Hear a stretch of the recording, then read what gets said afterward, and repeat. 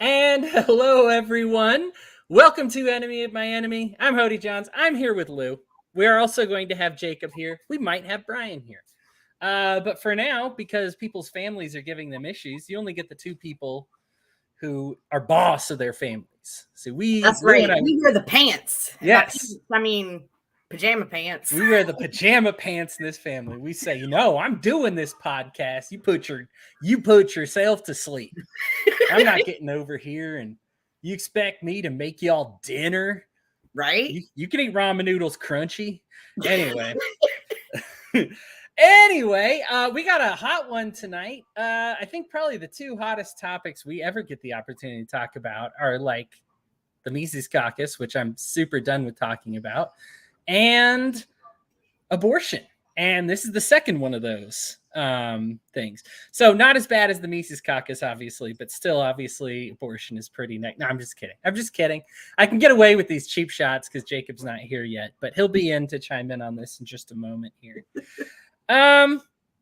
Boy, I have a rather middle view on this one. Lou, you're probably a little more to the left, and thankfully, Jacob is a little more on the right. So we're kind of going to get all the points of view that we want here tonight. Lou, I'll let you have the first shot at this one. How do you feel? Now, Roe v. Wade's gone, by the way, viewers. If you didn't know this and we are your primary news source, first of all, I'm sorry, because this is very late. But Roe v. Wade, we knew it was getting overturned. It was leaked. Some people were like, well, are they actually going to do that? Are they not? Is it coming? And then right in the middle of this week, bam, it happened. We've talked a little bit on our thoughts of it going to be overturned before, and now that it officially has, there's a whole new wave of thoughts and feelings and legislation for us to go over. So yeah, Lou, go ahead and give us your feelings, thoughts, perspectives, and experiences about the overturning of Roe v. Wade after 50 years. It makes my heart hurt on so many levels. On a very basic, boring, black and white legalese level, I kind of understand maybe going back to the drawing board on Roe v. Wade. But I just to abolish it completely and not clean it up and perfect it and make it more timely. Those sort of things I think was a huge disservice to all kinds of people. Particularly, obviously, women, people who possess uteri. I don't know how that goes. And we all know the obvious stuff here. It's going to have a bigger impact on lower income communities, minority communities, victims of, rape or abusive relationships, incest, things like that.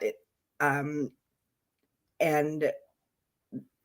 people who've been exploited and abused, and they'll have nowhere to go. And it's so obvious to me that this is a health concern. We know what the statistics look like when women seek abortions outside of the professional medical world. One of the things Larry Sharpe says a lot is, we're not real big on regulations and licensing and stuff, but if it's not something you would have your friend do, it's probably okay to be more regulated and licensed. And like, I wouldn't go to a friend to have an abortion, but now that may be my only choice. And that's terrifying, especially for those who just don't have access to the funds and the ability to travel if they need to. And I think a lot of people don't realize how quickly this is going to change things.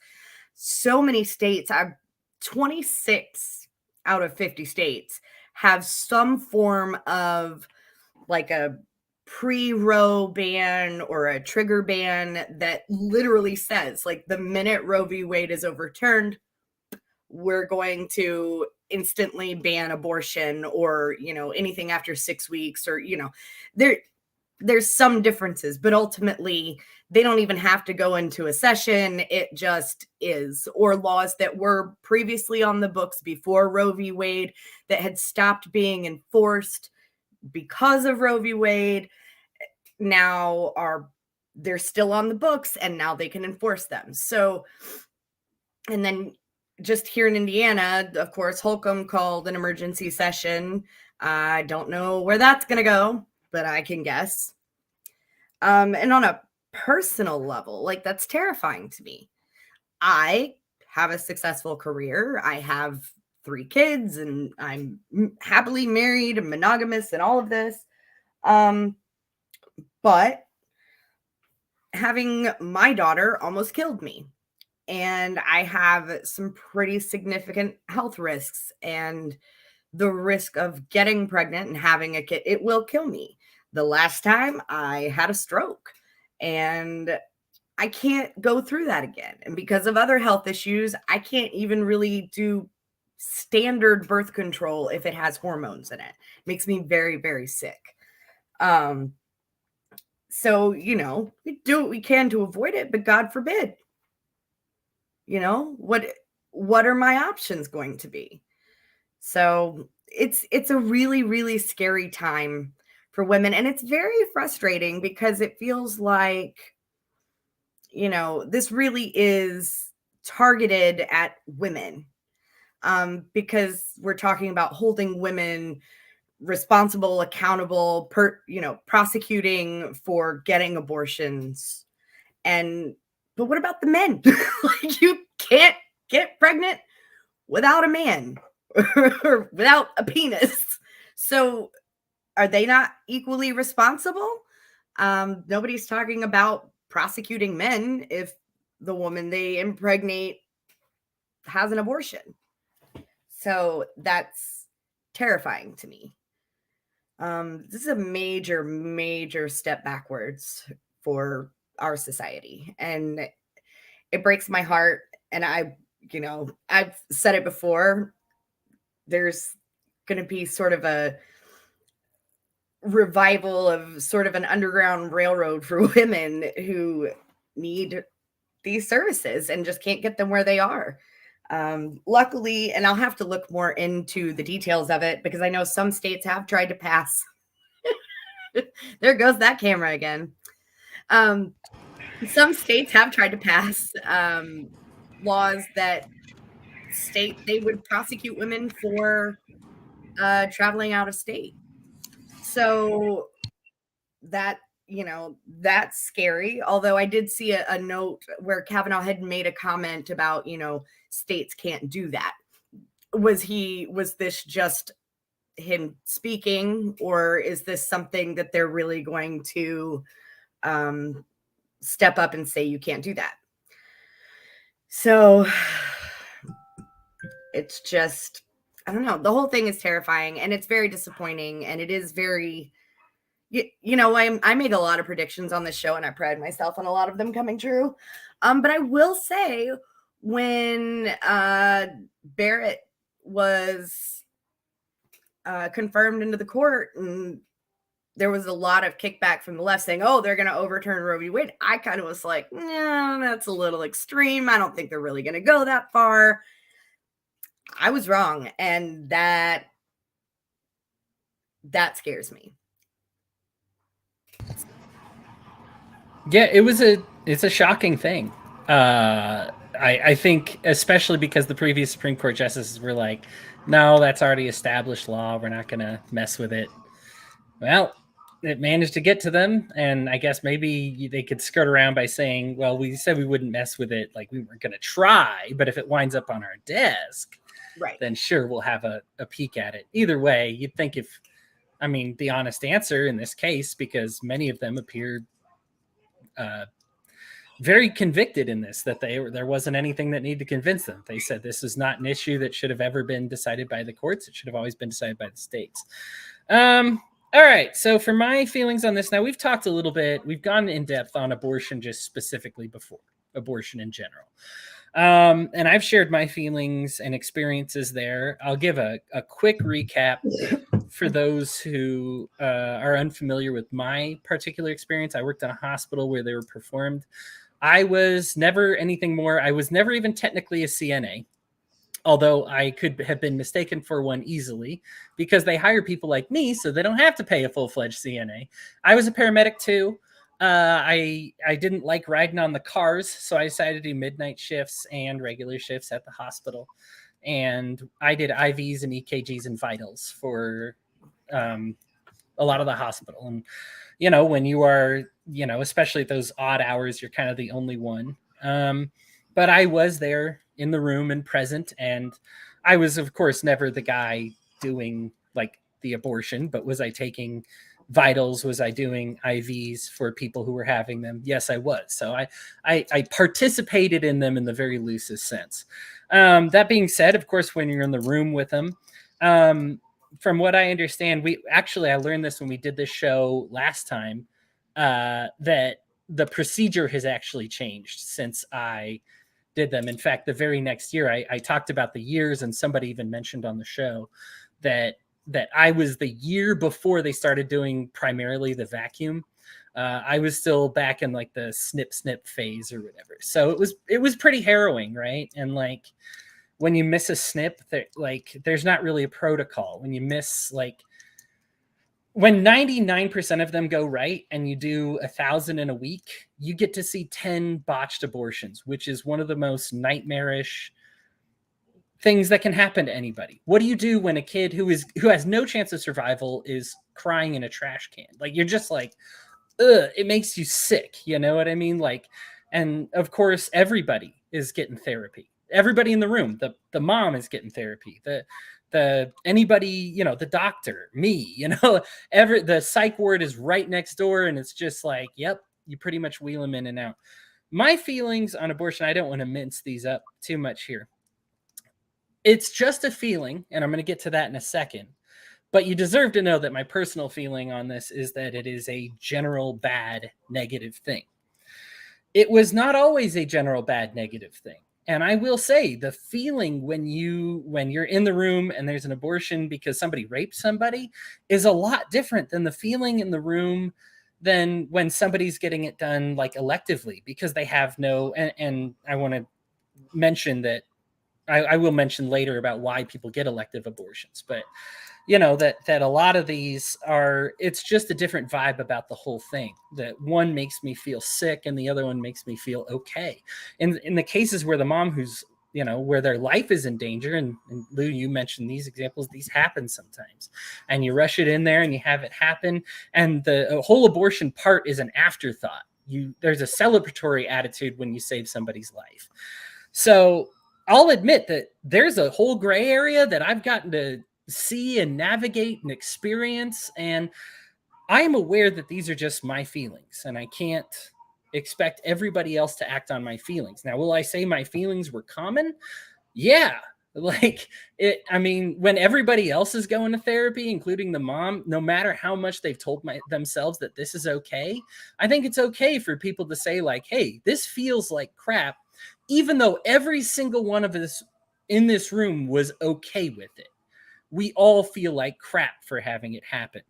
And I think it's worth understanding why that is. Now, I understand the statist constitutionalist side of arguing for why the revocation of Roe v. Wade was acceptable. Because what you have here is two vastly different opinions. And one opinion, it's a life.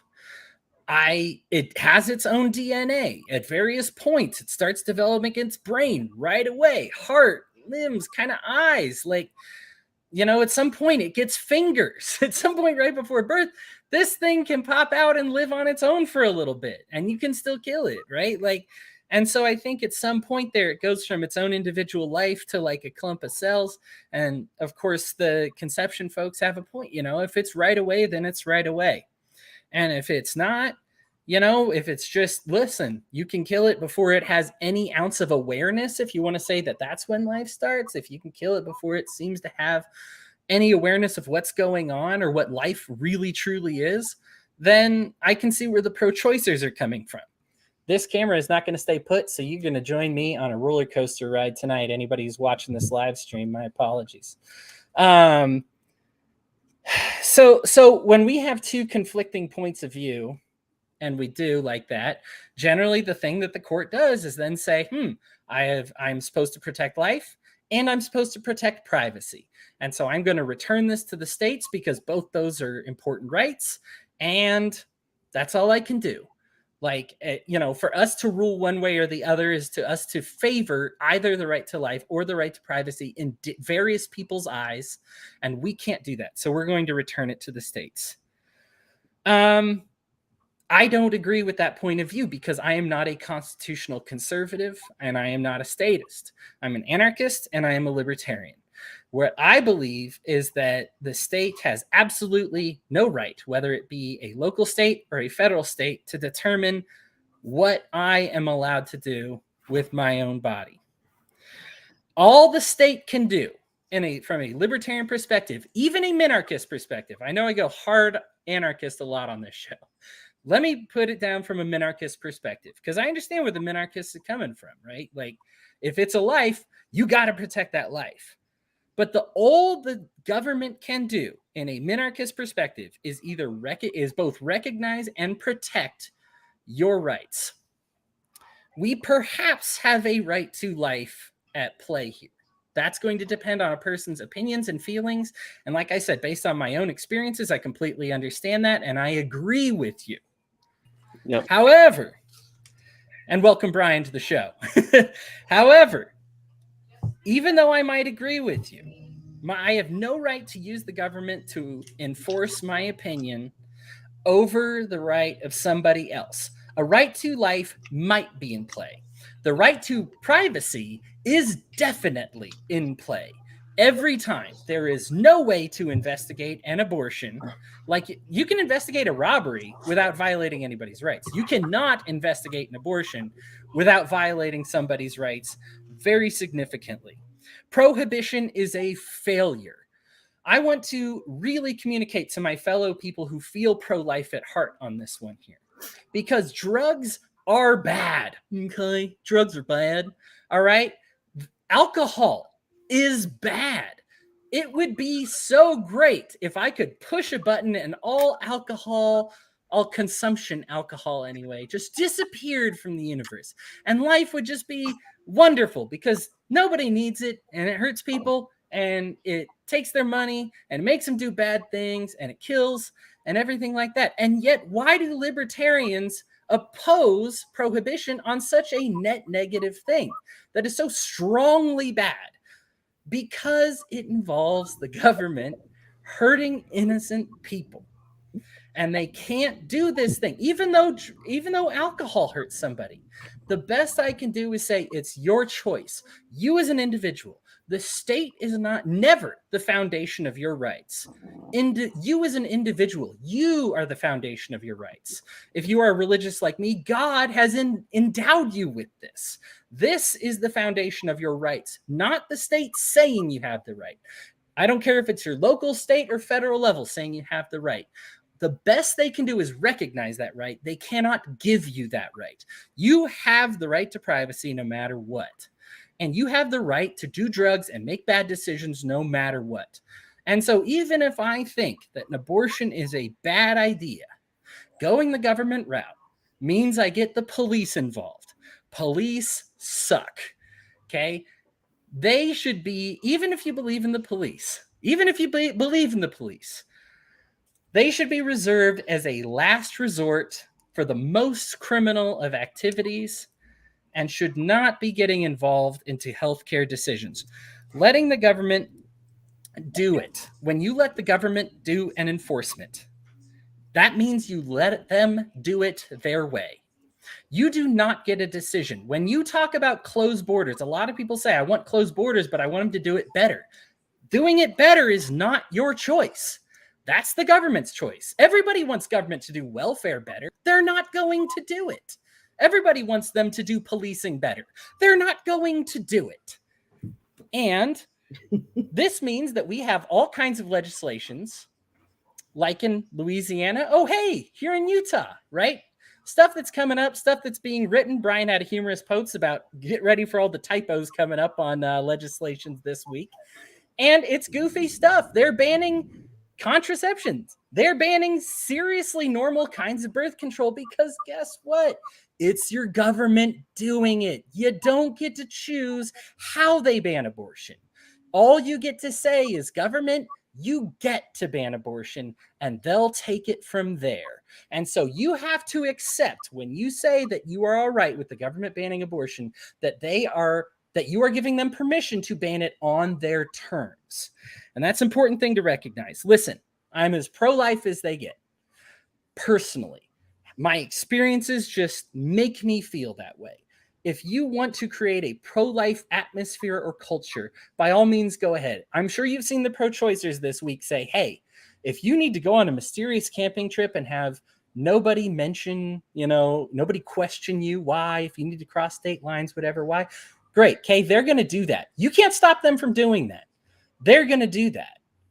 But what you can do as a pro-lifer is you can say, hey, if you need a room, if you need help with your childcare, no questions, no judgment, you can do that too. You can compete. You can compete in a market sense with these pro-choicers and promote a pro-life atmosphere by saying, hey, listen, if you need a healthcare cost covered, if you need somebody who's there for it, I'm telling you, not even money, guys. If you are just there emotionally for a person, 95% plus of the elective abortions that I witnessed would have been prevented. I am telling you, these women were so alone. They could not tell their parents. They could not tell their boyfriends or husband or whatever it may be. They could not tell the people around them. And so if you want to create and cultivate this pro-life atmosphere and save a whole bunch of lives, guess what? As libertarians, this shouldn't be a surprise. Government's not going to help you with that.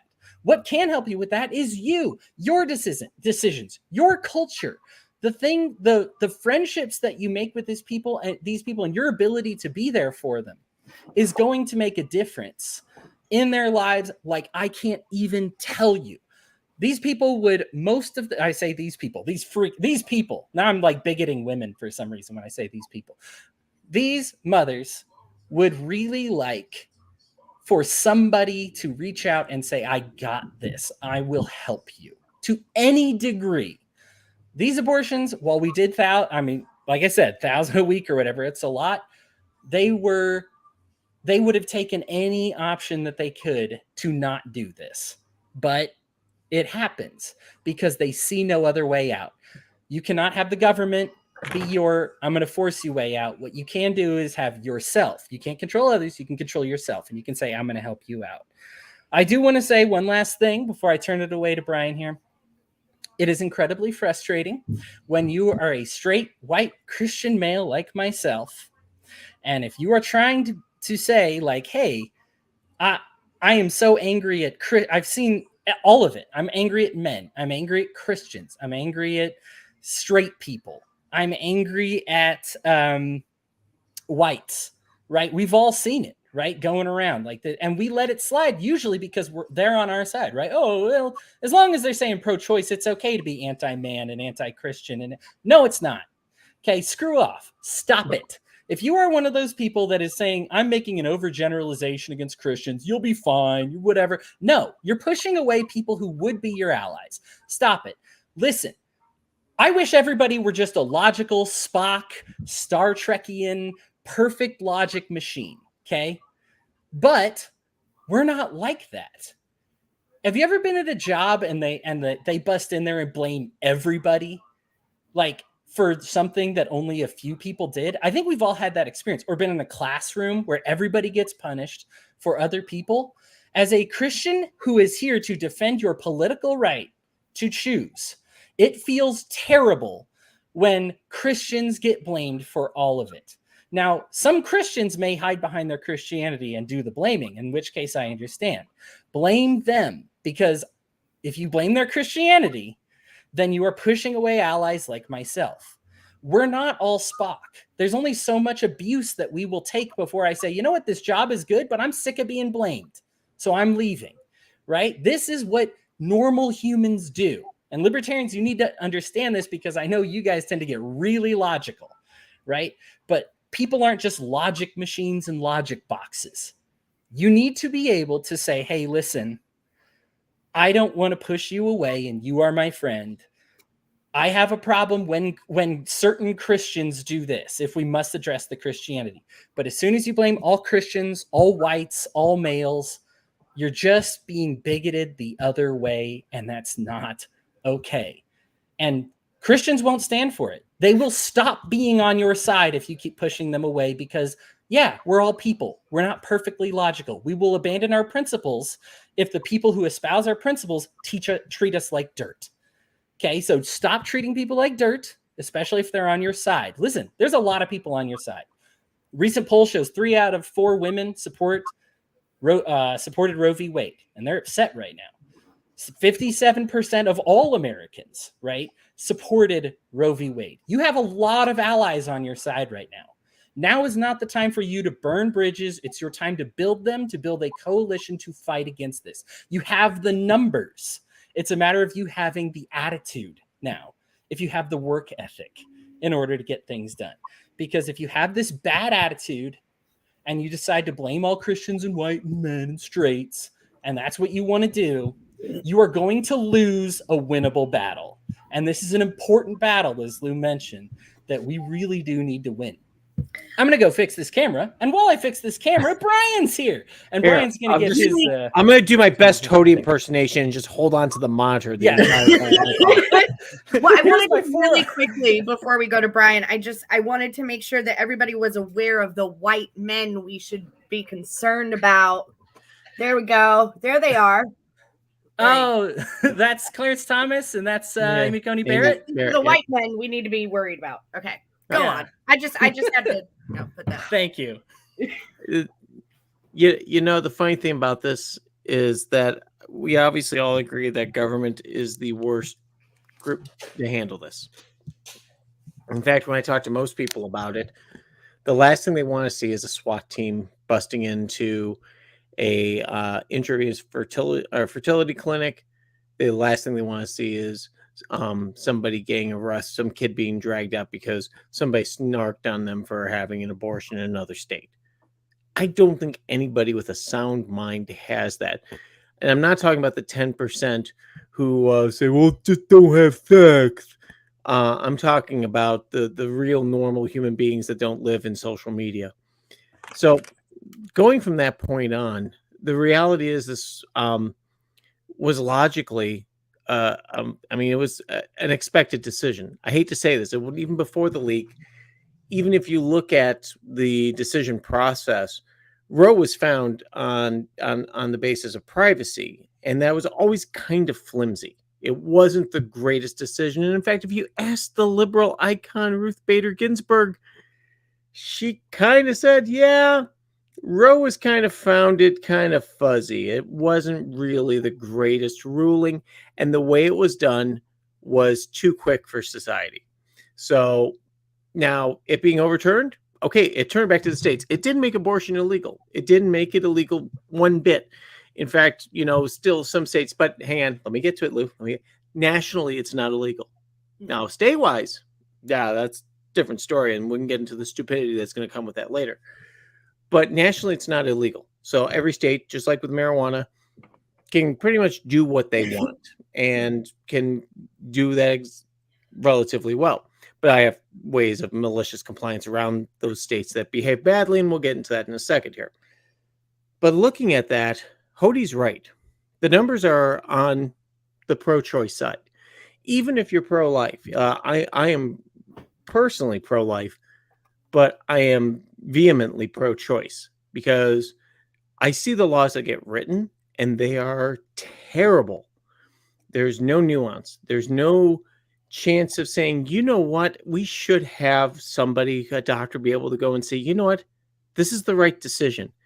I've seen doctors have to make decisions based on the physical and mental health of their patients and do things that just aren't exactly in the book. They aren't by the book. You know what? I'm going to give this person this medication. You know what? We're going to let this person have this treatment. Even though it's not what we're supposed to do, it's what's best for my patient and what's best for my patient's physical and mental well-being. Now, moving on from that point, of course, there are doctors who do stupid things. If you're going to implant if you're going to put in butt implants made out of cement, probably should probably that's something that we wanted to take a closer look at and be able to address. But again, this gets down to the point of that there's the majority of the people in the United States, and not in just blue states, in red states, in flyover country, so generally support abortion. And I think if you go to most pro-choice people, I think you say, there's 3 trimesters. The first one, yeah, of course. Second one, well, yeah, there's probably good reasons to. And the third one, what's wrong with the baby? And if there's nothing wrong with the baby, what's wrong with you? When you get to viability, it's like, can we just have the kid? And there are families out there that will be gladly take it, but there's compromise there. And it's tough to legislate compromise. It's tough to legislate nuance. And this is the biggest problem with Roe v. Wade being overturned like this, is that there are going to be tons of state assemblies who are just going to jump on this and say, finally, I can do something after 50 years. Now I'm going to write the dumbest law ever possible. I'm going to shut down IVF clinics. I'm going to go ahead and write it so that if you have an ectopic pregnancy, guess what? You're dead. It's all the stupidity that's going to happen. And then people go, well, we'll fix it in the next session. Okay, how many people get to die until the next session? If you can call an emergency session to fix, quote, state law for Roe v. Wade, you better be calling one when someone dies because of your stupidly, poorly written law. Now, that being said, once again, as Hody said, the majority is pro-choice. So I just want to get this little plug in. My daughter, Crystal, this weekend ran a protest in Clarksville, Tennessee. Tennessee has one of the most obnoxious abortion laws on the books. She ran it well. She ran it her way. I gave her some tips. She ran it her way, and that's fine. But the 2 things I'm going to say. Number 1, be correct. If you're going to attack the decision made, it's not because of the Catholic Taliban. And hang on here. Let me rephrase it. I'm not attacking my daughter. She doesn't believe it's Catholic Taliban, please. So let me just correct that. But I see a lot of posts about the Catholic Taliban. I see a lot of posts about slavery is going to be, next. We're going to be able to have slaves and stuff. And it's like, that wasn't why the decision was made. The decision was made because Roe was founded on really shaky ground. It was a good decision. It's like imagining winning the World Series because the other team's bus broke down. Okay, you won, but So with that in mind, know what the law was, know what the case law was, and know why the decision was made. I've read through 80% of the decision. Thomas's stuff, I get where Thomas is coming from, which most people are like, oh, it's the Antichrist. No, he's coming from a purely constitutionalist position that, you know what? A lot of these things we enumerated kind of made kind of inference into the Constitution. They aren't specifically spelled out. So it's kind of like we kind of filled in the blanks and maybe we filled it in wrong. Who knows, So if you look at that from a purely legal perspective, it's like, yeah, okay, I can see where he's coming from. I don't necessarily agree with that, but I can see where he's coming from. You look at the general concurrence, which says this, there was a lot of covering your ass in this decision. This does not touch gay marriage. This does not touch, interracial marriage. This does not touch it. They literally called those items out and said, this is only limited to abortion. So let's be technically correct on the decision.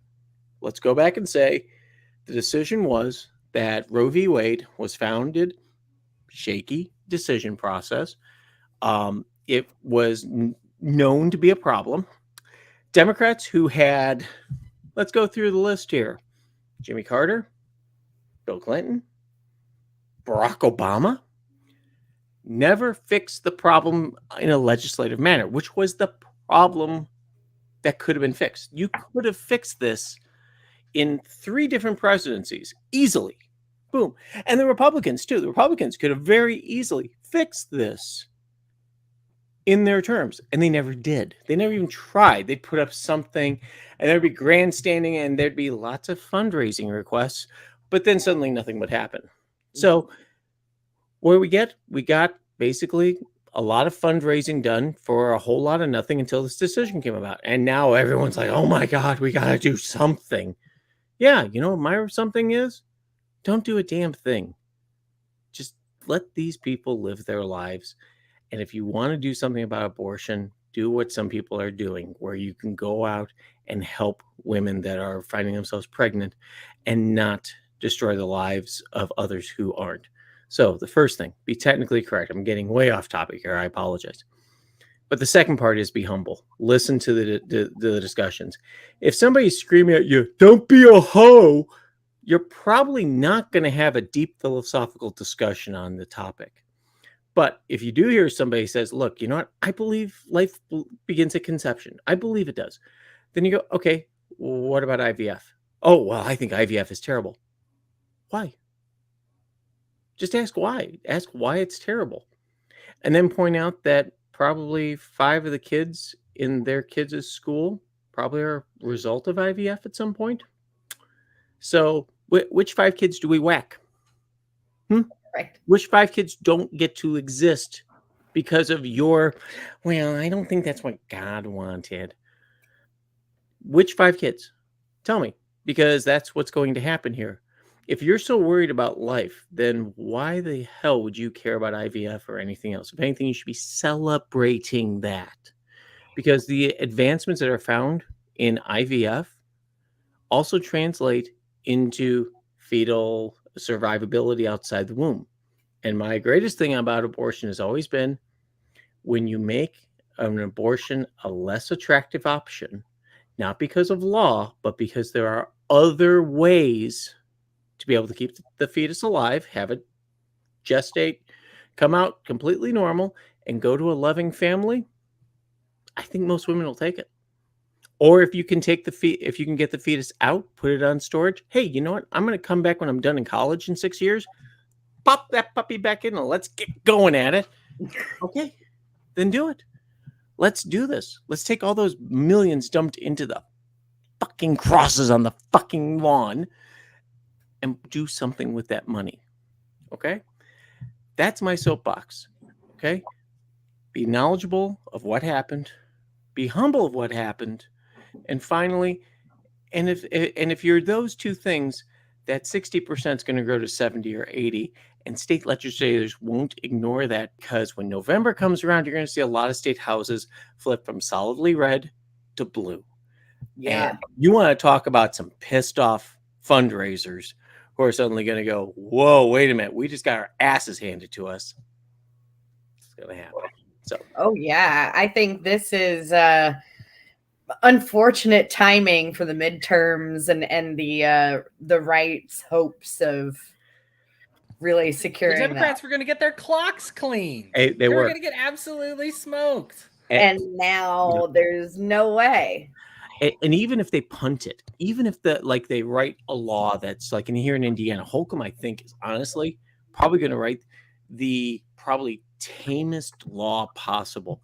It's You gonna think? be like, I think. Well, here's my theory on it. Because number one, if he loses the House, how long has the House been not only Republican controlled but almost Republican supermajority?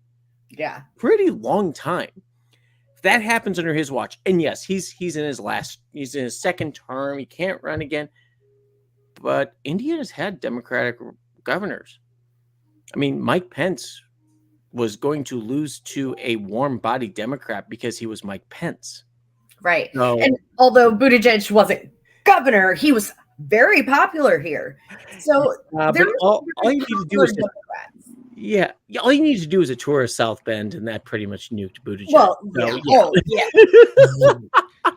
But we got roundabouts.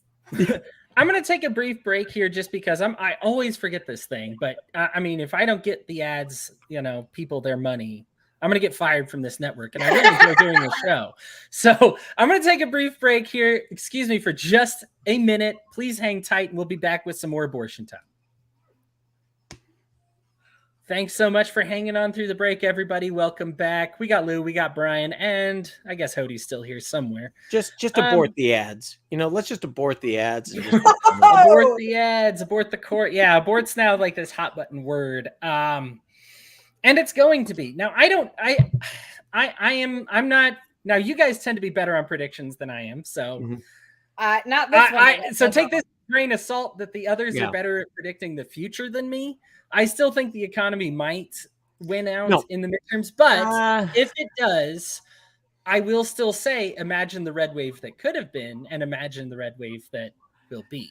So, like, even if you do win, it's not going to be as much. This is kind of like a Kavanaugh situation, where like the Democrats, because of the way they talk to Kavanaugh, like it really cost them some votes in the election. So like they got a little left, but they didn't get nearly what would have and should have been. I mean, they were looking at losing everything, and the Republicans actually managed to keep some things together because of the way Kavanaugh was treated with his questions. Now, I do want to say this. It's really hard to talk civilly about this, because to some people, this is their right to their body. And if you give the government permission to mess with it, what can't they do? You know, this is like some Handmaid's Tale stuff when the government gets to kind of get invasive. On the other hand, if this is a living thing, I don't care about your privacy. This is a living thing you're trying to murder. I mean, if there's one thing to use the government for, it's murder, right? So like, how do you find that when there are divides this deep?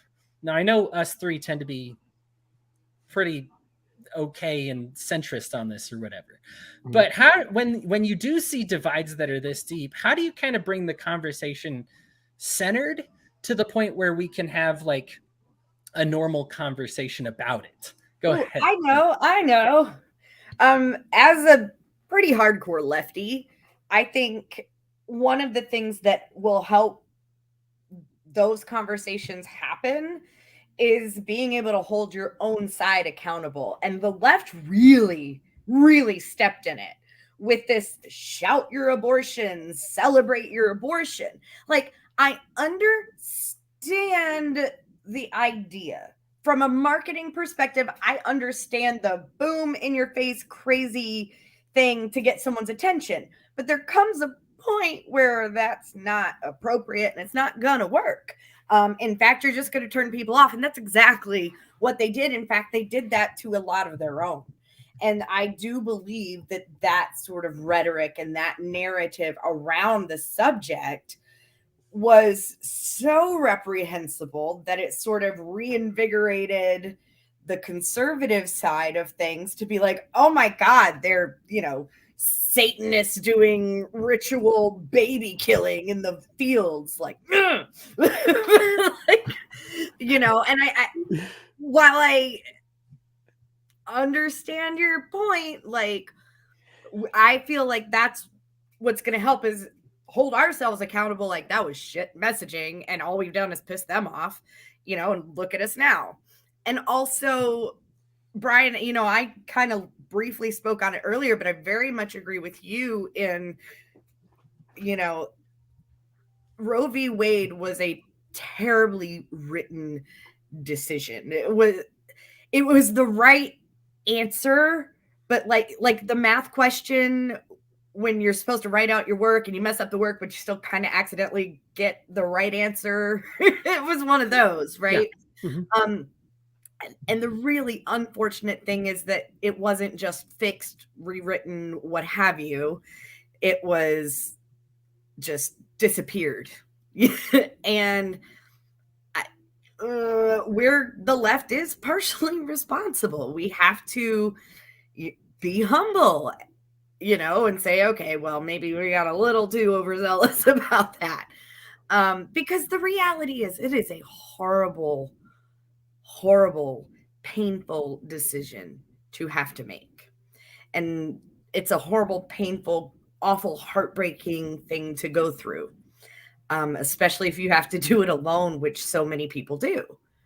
And I think if we can hold ourselves accountable for radical messaging that can turn off people who disagree with us and both come back to a place of compassion, like, Nobody goes like, oh my God, what are you doing this weekend? Well, I'm going to go to the spa and get my nails done. I was thinking about an abortion after. You want to go for boba later? Like, that's never how this goes. Like, it doesn't Bobo cause abortions? I mean, it's got all those bubbles and shit. So, I'm a little worried about my health anytime I'm near one of those damn things. It's like little eggs or something, isn't it? It's tapioca, yeah. Yeah, that seems like that's just gonna all of a sudden you'd be like chest burst, maybe that's how the abortion happens. The baby just comes out, and goes That's how pro-lifers love to depict it, really. Yeah. Well, and that was another thing I wanted to talk about was Hody, your experience. We talk about this a lot, is someone's experience, but also, going back to what Brian said about make sure you're correct. And that doesn't mean, okay, your experience and your anecdote is truth to you and what you witnessed.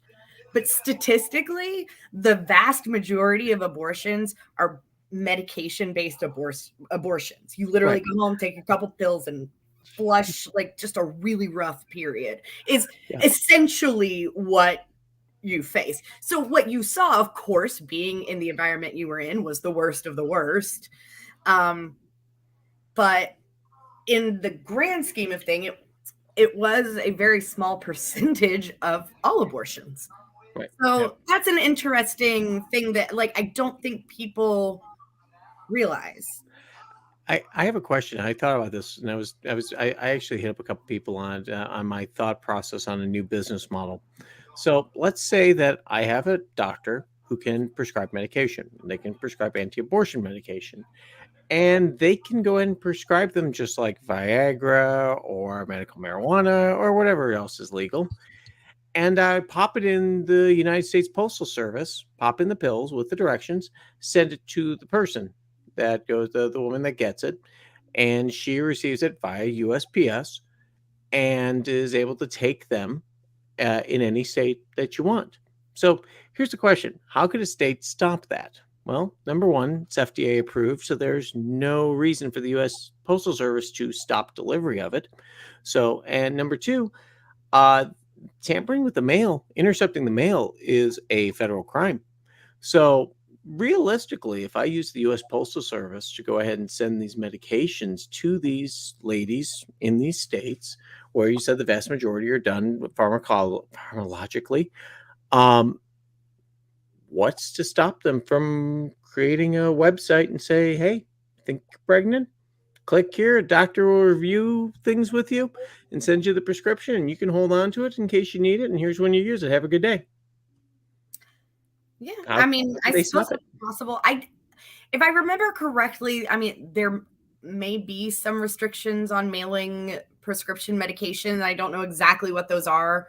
And also, if you're the doctor and you're mailing it to a patient, but then I also think there's restrictions on out-of-state doctors doing specific medications. Because I tried to do an online thing for migraines, and the doctor they hooked me up with wasn't in my state, so I couldn't even get headache medicine beyond Was it a controlled substance though in that case? If it was a controlled substance, so that's different. That has to go through a special FDA, and you usually have to have it in state, and it usually has to be and because the doctors now have limits of what they can prescribe. But there's no prescription. Mark Cuban has his cost less drug thing that he's running. Oh yeah. Why couldn't somebody write a prescription?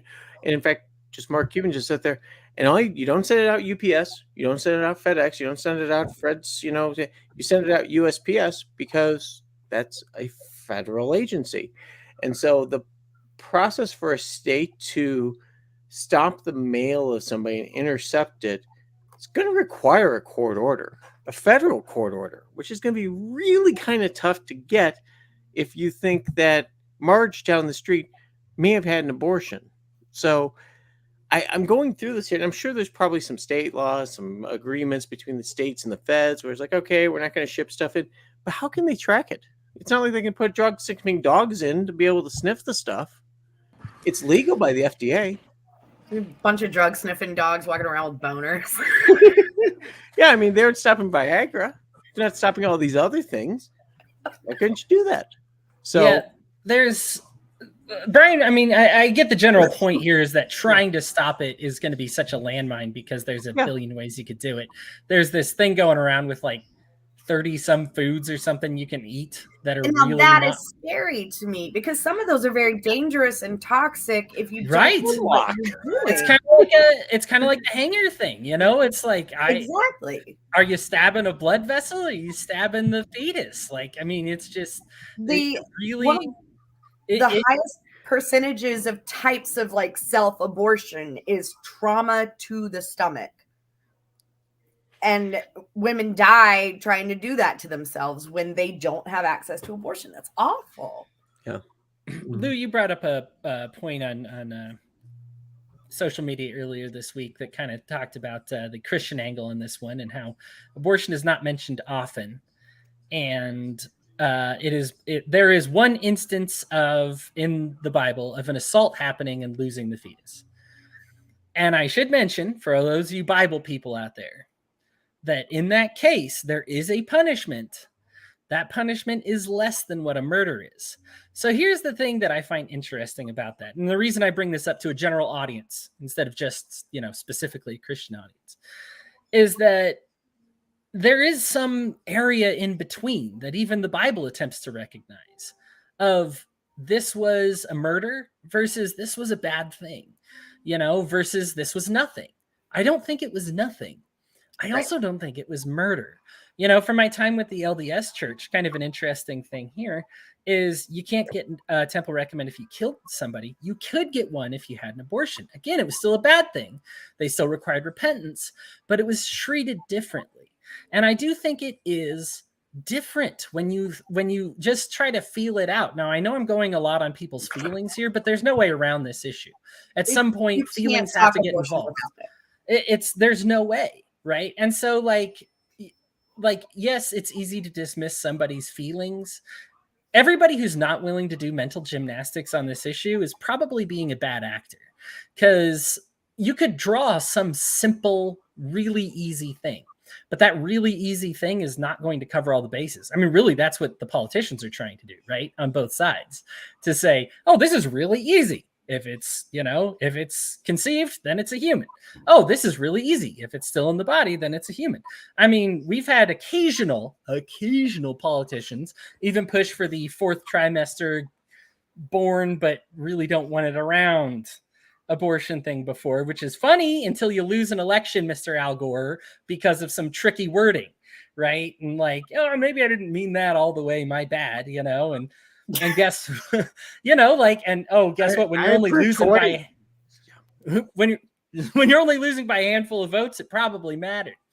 So the thing is like there is this gray area, and feelings are going to be involved, and so therefore, not only are you going to have to understand, as we talked about here, Lou, you took the words out of my mouth when I asked the question of how do we get more civil conversation. You hold your side accountable.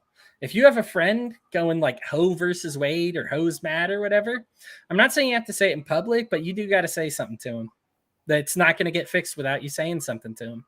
And then at the same time, if you see somebody else just being like, these people just hate women, you got to say something to them.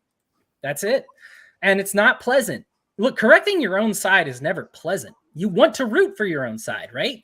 I love sports. I'm watching the Avalanche and the other thing right now, hoping they finish it off tonight, right?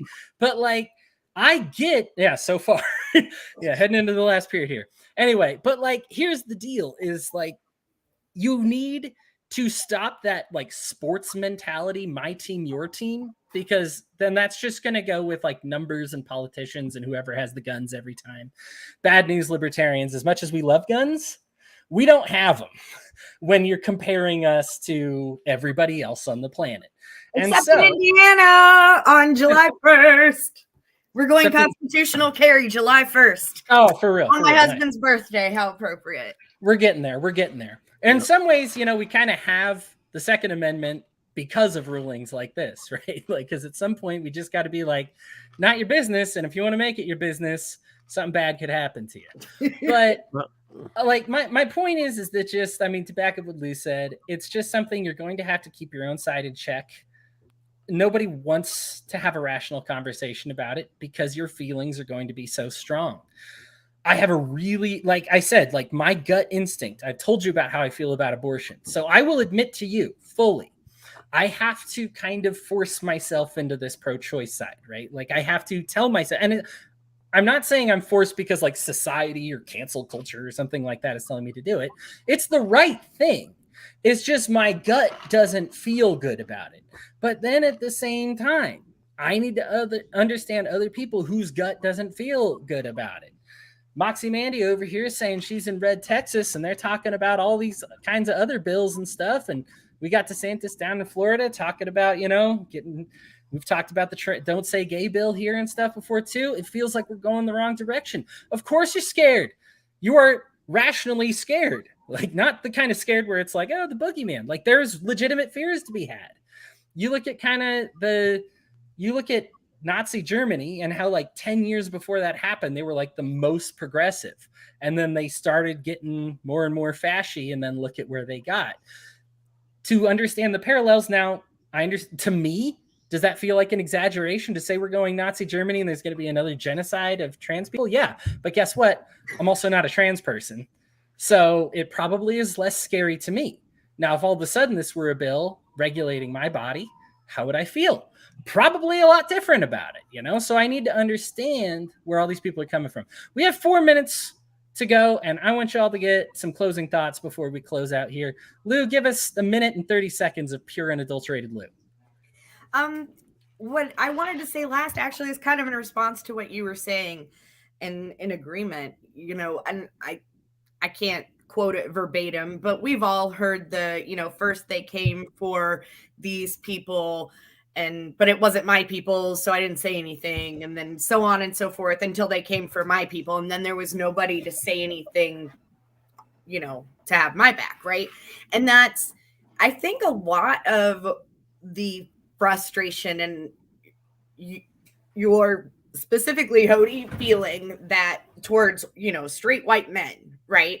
And I don't like generalizing either, but I think when you look at the current state of affairs, you have laws that are hurting women, who are hurting the GSM community, who are hurting immigrants, economic things that are hurting minorities and low income communities, things like that. And it standing back and looking at it, it kind of feels like we're all getting picked on, but middle class white dudes are doing okay.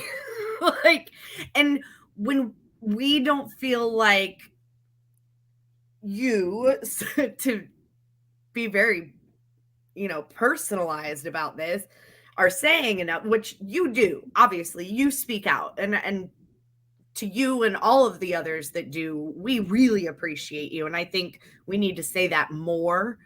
But to have people who are not us, who are not directly affected, stand up for us and say, this is not okay, and we have their back. That's really what we want and need. And I know that as the left, our team, the women, what have you, we need to be more vocal about saying thank you, recognizing that support, and sort of, just like you said, I'm not trying to burn bridges right now. We only can afford to build them, because we can't fight this alone. So I really, I have definitely cleaned out my friends list in the last few days. But there have certainly been some really eye-opening moments to see the support from some people. I really am surprised to see it from is, there is as heart-wrenching as this week has been for women. There have been some really touching moments, and a lot of those personally came from the men in my world, and I appreciate that.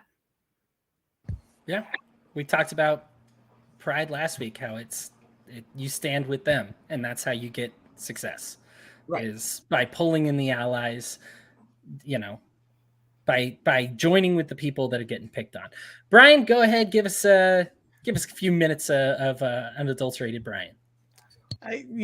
This gets back to what we were talking about earlier about being knowledgeable and being humble about your position, because again, this is really critical in any debate, any honest debate. If you want to be an honest debater, that's the thing to do. And if you want to be a master debater, there's other things you can do. But really, honestly, I just sit here and look at the vitriol in this. There's a middle ground between the hardcore, the mostly hardcore pro-lifers and the majority, which is pro-choice. And I think we can find it, but I think that we can find it without government. And it's hard for people to be able to say that, especially in the libertarian mindset, because some people want it to be the law, and some libertarians love the idea of it because they were Republicans in a previous part of their life. But that's the tough thing here. And if we can find ways to make abortion less appealing, not by law or by shaming or anything like that, but by giving them viable options, you fix the problem. And abortions were already going down. And if we can keep this moving forward, they're going to go down even further. Also, I'm going full status here. I'm going to take 10 seconds to thank some of you who follow me on social media. Know we had some problems this weekend with one of my children. I want to thank the Huntington Police Department, the town that I live in. They went above and beyond in helping us with our problem this weekend. Was not criminal in nature, was totally just a safety issue. But they went above and beyond, and I want to say in full status mode, thanking them for doing that work and using the resources they had. Now, of course, they do something terrible. I will also condemn them at another time frame, but I don't want to sit here and say all cops are bad, because this weekend I met about 4 of them that were really awesome. I am happy to hear things are moving in the right direction. Yep. Yeah. I mean, it's a good point. I mean, it ties into this subject well, that when we tend to overgeneralize, like we burn bridges that we don't mean to burn, that we didn't intend to burn. And so, Brian, I'm glad your daughter's okay, and everything with the police ended up all right.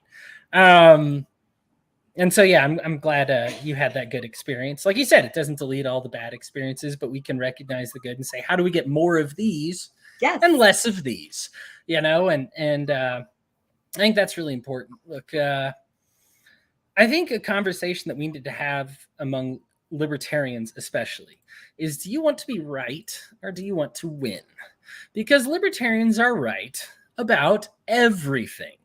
We are awesome. We are the rightest of right. We are philosophically grounded. We are, how often do you hear principled? We are principled like crazy.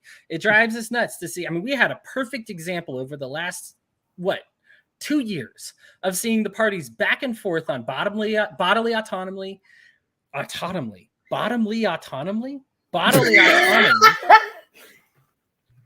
autonomy. Leave my bottoms alone. That's immunity right there. I can get behind. Bottoms unite. You don't need any autonomy now. Anyway, bodily autonomy. We've seen the two parties flip-flop like nuts when it comes to gun rights and police interference and COVID mandates and abortion and big medicine. Right now we talk about abortion versus, COVID. Oh, trust your doctor. Oh, don't trust your doctor. Oh, look, everybody's all over the freaking map outside of libertarians. Okay. If you are still fighting the battle of being right, your fight is over. You've won. We are right. Everyone knows it. That's the end. Okay.